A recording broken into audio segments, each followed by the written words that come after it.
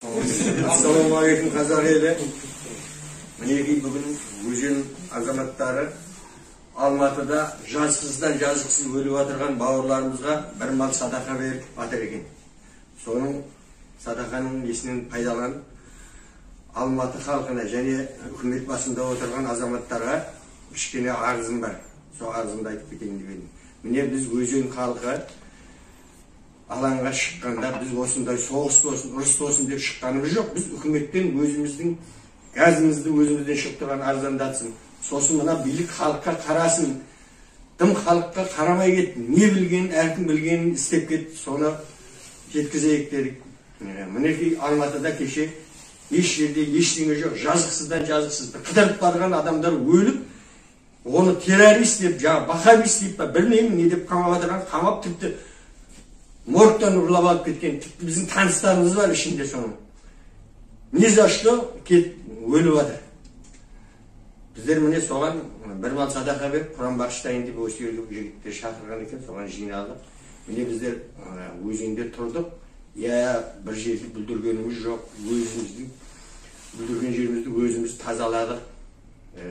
Халыққа, жастарға білген ақылдарымызды айтып тұрдық. Бүлдірмеңдер, тұрыңдар. Үкімет басындағы адамдар есіктер. Үкімет басындағы жігіттер. Халық болмаса сендер кімсіңдер? Халықтың сөзіне құлақ салуды үйрену керек қой, басшы болған адам. Халық болмаса ештеңе емессіңдер сендер. Президент емессіңдер, басқа да емессіңдер. Сосын мына ішкі істер бөлімінің мына кеңбінің азаматтары. Әріңде қазақсыңдар ғой. Өз халқыңды өзің қырған деген не деген сұмдық бұл? О дүниемен бұл дүниеде болмаған зат бұл. Ошы мен түсінбедім сендердің істеп атқан істеріңізге. Енді қалған жағында мына қысым көрсетуді тоқтатып, қамауда жатқан адамдар шығарып, ауырып отырғандарды емдеп, ата-анасының алдына қосылуын талап етемін. Ассалаумағалейкум қазақ елі, қазақ халқы.